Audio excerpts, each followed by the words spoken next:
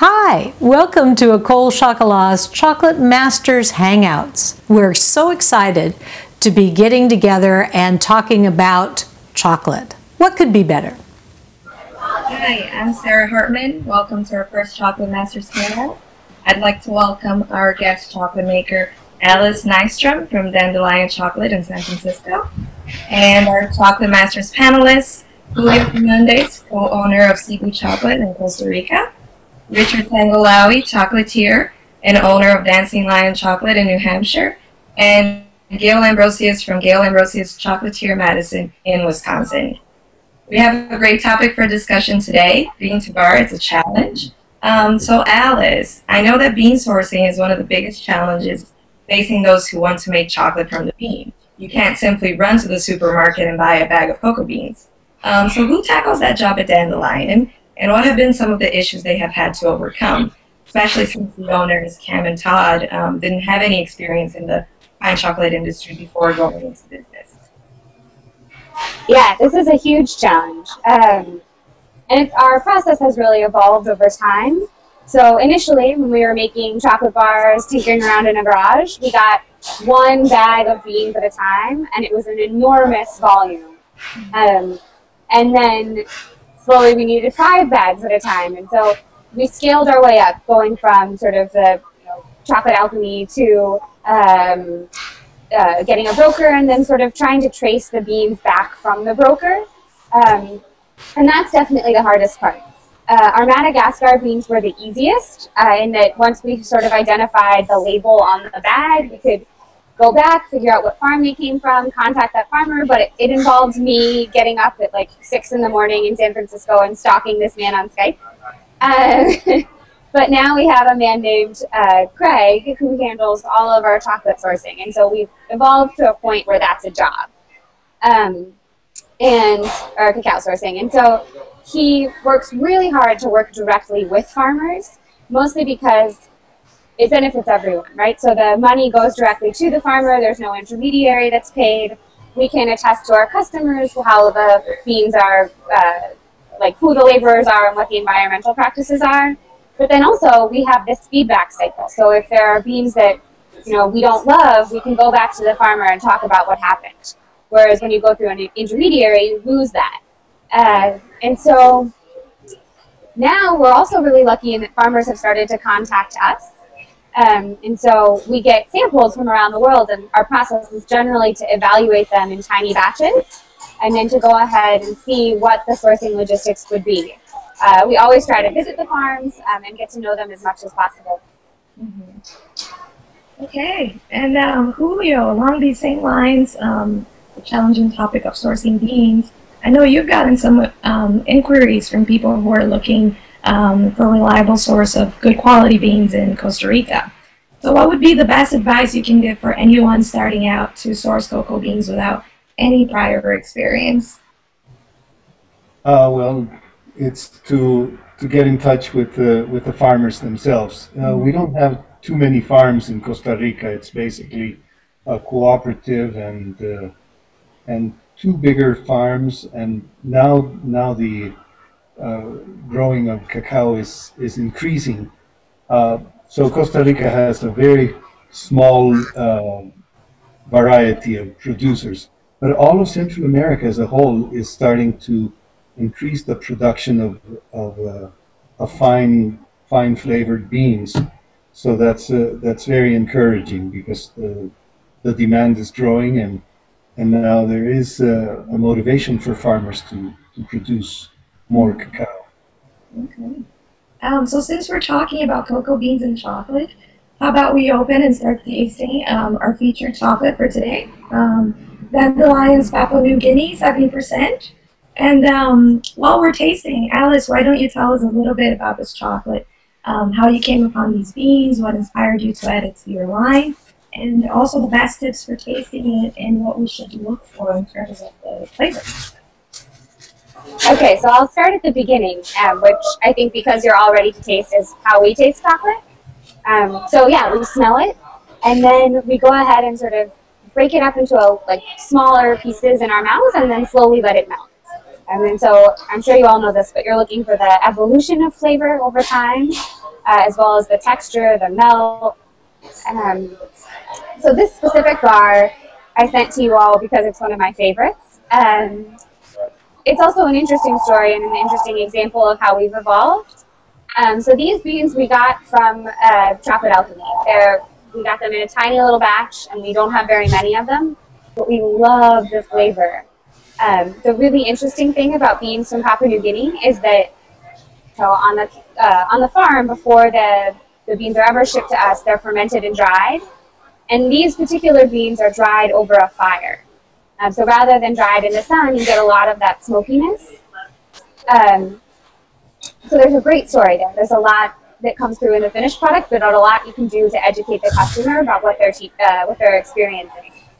And then to complete the sourcing piece of it, we've started to see, someone wrote to us the other day that they saw we were producing a bar from Papua New Guinea, and they work for an Australian agricultural research center trying to help farmers in Papua New Guinea connect to customers. And so that direct route has come to us, and we can sort of start to pursue it and see what might happen. It's very tasty. You can definitely feel the tobacco and the smokiness. So, Rich, what are your impressions of this chocolate? Well, I started with it just on the tip of my tongue, just so I could get the taste rather than the flavor and fragrance that comes in later. I noticed there's a moderate amount of cocoa butter in it. It's got some fluidity to it. More than I've noticed in most other Dandelion bars, as it turns out. We actually don't add cocoa butter. I know you're using natural. This one has a little bit more higher natural cocoa butter in it. I get a little more snap in this than I get in your other bars. On the front, I get, it's very mild. On the front, I get a bit of a yellow fruit, a little bit, I think, of a slightly smoky white peppercorn.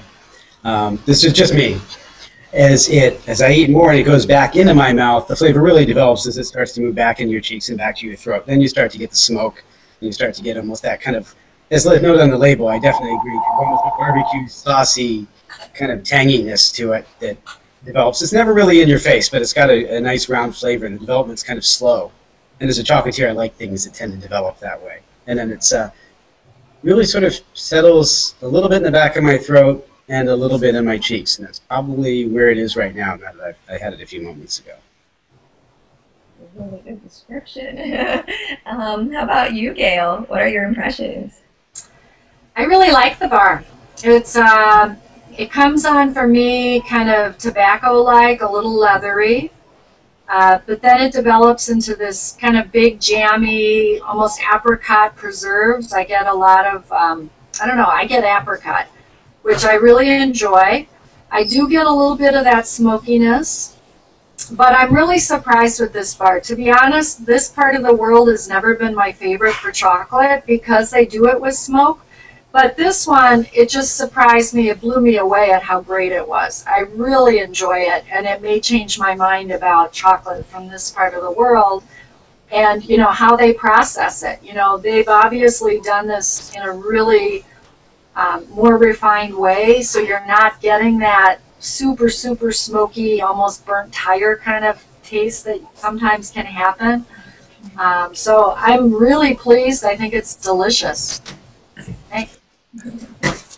Unfortunately, Julio didn't get the bar in time to taste, so we're going to have to skip you, Julio, sorry. But Gail, going back to this chocolate, if you're going to use it in a bonbon, what kind of recipe did you develop for it?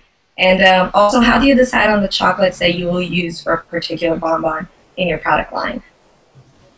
Well, for this particular chocolate, I might try to enhance that real jammy quality and maybe pair it with some type of fresh fruit or dried fruit. I think the apricot could work.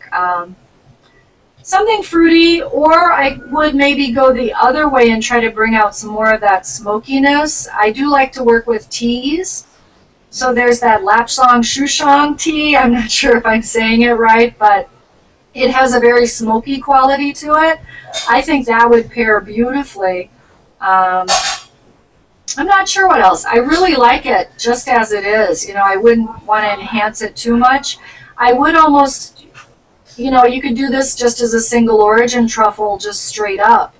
you know, just adding cream and butter and really letting the chocolate shine through, which is what I like to do. And so how do I pick chocolates is just tasting a lot of chocolate and find something that that really grabs me, really is interesting, something that could pair well with either complementary or contrasting flavors, and then just start experimenting.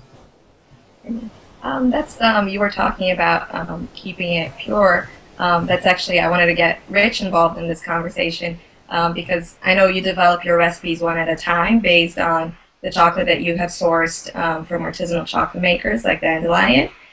So Rich, would you keep this bar to stand on its own, or would you pair it with other ingredients? And if so, how would you develop that recipe?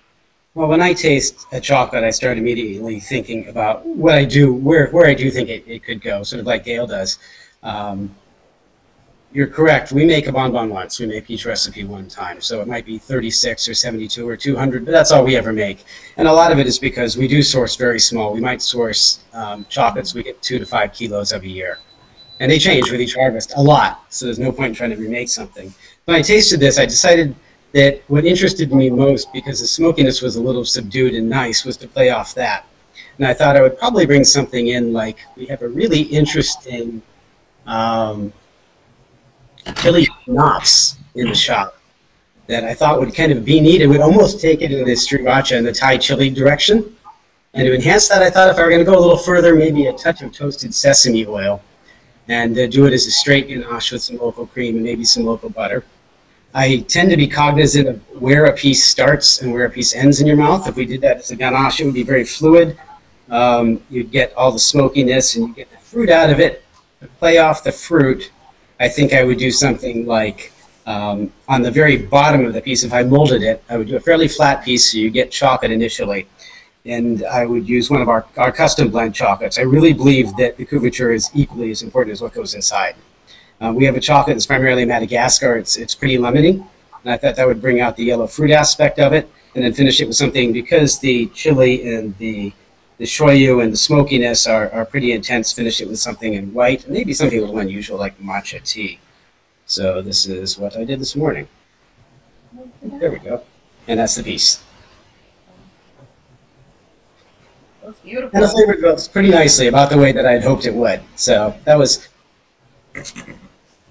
hoping I would get it done in time, but we didn't manage. And for anybody who will be at the show, I'll bring a few of those with me. Okay. So how about we taste it again, and this time let's focus on texture. Let it melt on your tongue, and then between your palate and your tongue. And while we're doing that, Alice, let's talk about texture, because that's another big challenge facing chocolate makers. How have you been able to work around the need for conch to smooth out the cocoa and the sugar particles in your chocolate without having to buy an expensive commercial conching machine? Yeah, that's a great question too. So first of all, I wouldn't say that we don't have an expensive commercial machine.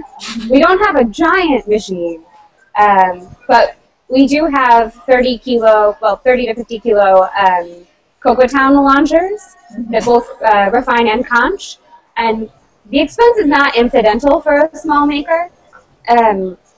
But we also have the tiny little version. So we have machines made by Premier Wonder Grinder, and they're parallel machines in different scales. And so it's 2 granite rollers and a granite bottomed bowl that refine and conch the particles over time. We haven't had too much trouble trying to decouple those. Occasionally we'll just detension the machine and so that it can run and conch while it's not refining. But in terms of how we know when something's done, we do it pretty precisely. We use a micrometer to measure the particle size. We aim for between 20 and 30 microns. So 30 being the upper limit where it starts to taste gritty, 20 being the lower limit where you stop being able to detect the particles and start to get that like dirt mouth sensation. So in terms of the precise texture, we have a way of measuring that. But the other element of this process is that we have to continue to taste the chocolate over time as it conches and refines. And so we use the sugar as a lever to, like, when we add the sugar, locks in flavor at different times. And as well, we can adjust the tension to create more friction and heat. So if there are flavors we find to be unpleasant, we can continue to heat up the chocolate so that those flavors boil off. And would you consider creating a more powerful bar with grittier particles, given that the flavor is a little bit different? Yeah, I think everything's on the table, but that's never. We started out with a pretty concise product line, just at first 3 70% single origin bars that we rotated through. We're starting to do more limited editions. We only have one inclusion bar. It's a pirate bar with salt. But I think we're still quite a few steps away from doing that gritty chocolate. It definitely has an appeal. We make a gritty hot chocolate that's Mexican, and so that's our nod to that type of chocolate. And Julio, you have been working with Costa Rican farmers over the years to make your own chocolate. And what are some of the challenges that you have been faced with in the chocolate production process to produce the flavors and the texture that you want? Well, we work mostly with one farmer at this point. Our problem has been sourcing organic chocolate because we want to produce only organic, and one of the producers of organic chocolate have it already committed to markets in Europe, so that one we can't even touch. And the other one is not organic and doesn't want to get organic either. So that has limited us very much in that sense. We have tried the non-organic chocolate, and it's delicious, but unfortunately it's not for our production, and we don't really want to change that aspect of the business. But I hope that in a very short time, meaning 4 years, because now it's when the cacao expansion is starting, there will be other sources also. And it's fantastic because even in such a small country as is Costa Rica, you will find that the chocolate from one plantation would be completely different to a neighboring plantation when it comes to flavor. So looking forward to the next 4 years when we start being able to source more chocolate, more cacao, sorry. So in this topic of texture and flavor, back to you, Alice. Some artisan chocolate makers sell their chocolate in bulk to pastry chefs and chocolatiers so that they use it in their products. And consistency of flavor and texture is a big issue. You can't really develop a recipe around a chocolate whose flavor and texture are changing batch to batch. Now, are you selling your chocolate to pastry chefs and chocolatiers? And if not, is that something that you think you might want to do in the future? Yeah, this one's tough, and something we've struggled with. So we absolutely would love to supply chocolatiers and pastry chefs, but their requirements are something that are hard for us to meet. So they want a product that doesn't change flavor over time, like you said. But as we're sourcing things in small quantities, when you run out, and there's no way to replicate that flavor again. So we've been trying to work on sort of a house blend of chocolate, and since we have a little cafe here that does have chocolates and pastries, we've been our own guinea pigs. So, we'll use the house blend of chocolate in our pastries and try to keep it consistent by mixing different things. But blends are an art form, in and of themselves, and one we're just starting on. The only person we supply right now, or people we supply, are coffee shops. So San Francisco has a huge coffee community, and we have started by supplying 4 Barrel Coffee, which is down the street from us. They use our chocolate in their mochas and in their hot chocolates, and we use their coffee here, which is a really nice relationship. But I think the restaurant industry is something we would love to break into, or the confectionery industry. But it's tough with the price point. It's tough with the consistency of flavor over time, and it's tough because people they have loyalties to their suppliers, and it's hard to get them to switch over. So let's give us. You should, when you come across something really wild that you've made and interesting, you should drop us a sample. Definitely. Try some batches of stuff if it fascinates us. Okay, absolutely. So let's connect the dots of these requirements that you're talking about to understand the chocolatier who's buying chocolate from the artisanal chocolate. So Rich, we know that you work with artisanal chocolate makers. What do you think is the biggest challenge for them in providing their chocolates to chocolatiers? Well, some of them is that those chocolate makers aren't really used to providing to chocolatiers. We worked with several that the shipments we get are pretty sketchy. If they make a few kilos to send us, we get a few kilos, and it's inconsistent not in the quality of the product and not in the flavor of the product. We like that, actually, but inconsistent in, well, I may not see it again for 2 years or see anything from them again for 2 years. And so we have a pretty good network of various chocolate makers we work with. That's a little tricky for us. And I think that because a lot of the chocolate makers are either used to working with organizations that buy a lot more and want the consistency. The ones that the real artisan chocolate makers tend to not be used to, or not really used to working with people like us, or the chocolatiers. And a lot of chocolatiers aren't really willing to spend the money. You know, I have no problem spending, honestly, I have no problem spending $16 to $20 a pound on the chocolate if it blows me away. And our customers have no problem buying the things we make from it. But we play up that chocolate. If we're using a beautiful Papua New Guinea that we're able to get a few kilos of, that's a big deal for us and our customers, and we make the story back to where it came from. And they're interested, they're willing to spend. But hopefully we can get it again. Yeah. Those are the challenges that have to be overcome. This is a very rich, very wonderful conversation, and I would love to hear from each one of you what advice you would give to people who are contemplating becoming an artisanal chocolate maker. So Alice, how about we start with you? I think that my biggest advice would be to start small. So we literally started in the garage with tiny test equipment. And we started with a process that we could iterate on very quickly. So we can make batches of chocolate that are as small as 1 kilo, using about 1 kilo of nibs, losing about 30% throughout the process of sorting and winnowing, and then creating ultimately a 1 kilo batch of chocolate. We can taste that chocolate, we can play with our roast profile, we can play with the techniques we use to conch, and we can start to do it again very quickly. Within the course of the day, we can make quite a few batches and start to compare and contrast.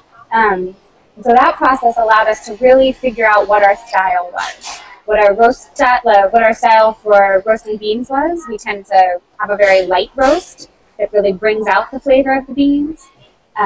It also allowed us to figure out things that didn't work. So a lot of times if the chocolate is too thick, it's too viscous, it's really hard for us to machine, to temper without additional cocoa butter. And so we're not interested in adding the cocoa butter because we really like just the beans and sugar philosophy. So you have to figure out how you work around that. And so by keeping that cycle very short, you can start to solve the problems without dumping, 3 bags of beans into a giant roaster and losing all of them, which I think we've been really fortunate that the chocolate industry has evolved to a point where some of these smaller machines are available. The Bay Area is a chocolate place, and so we've heard from the people who helped Scharfenberger that they had, I think it was a giant roaster to start with, and they had nothing. There was nothing they could do except throw the beans in and see what happened. And so they also had a fantastic background in food that helped them start to do blends. But by keeping things really small and really tight, we can experiment. That's really good advice. Starting small, not having to, starting too big and losing control and the focus that you want to have, right? How about you, Julio?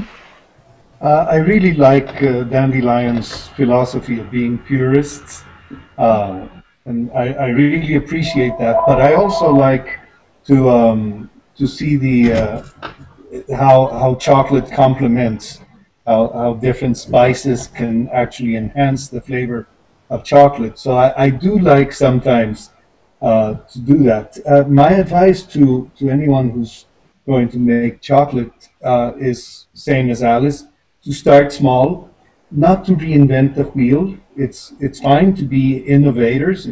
It's wonderful to be innovators, but I think that that a lot of the things that have been accomplished already is something that we can continue riding on, in the sense of the conching and the machinery, and just leave it very, very simple. And finally, between standard and quality, I rather go for quality.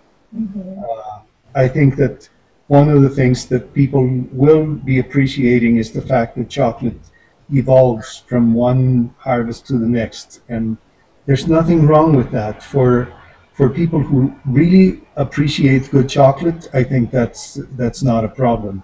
So I love what Dandelion does, and I don't think that you should try to standardize anything. Just get people used to the fact that chocolate is evolving. And also being able to communicate that, which is what Dandelion is doing, the educational piece, and really having that as a focus so that people understand, right? Gail, any thoughts? Any good advice? Well, similar to the others, grow small. You know, I think we've grown very organically, you know, as our customers demanded more and more. I would say initially do your homework, do lots and lots of research, taste as much chocolate as you can, really figure out what you like and why, you know, how to enhance those flavors. I think education is a huge part of it. We do chocolate tastings once a month in the shop, and it really blows people away to taste chocolate from several countries side by side. And they're just amazed, oh, chocolate doesn't all taste the same. And it's great to see that eye-opening. So I think, yeah, just keep experimenting and have a lot of fun. Okay. Thanks. And how about you, Rich? Love chocolate, almost beyond all things. It's beautiful, it's elegant, it's got a lot going on. We love exposing people to chocolate. I mean, we just love all of them that are wonderful. That's a nice start. Understand business really, really well, and then when you think you do, study more. And then I think, love chocolate beyond all things. Okay. Thank you for these invaluable advices.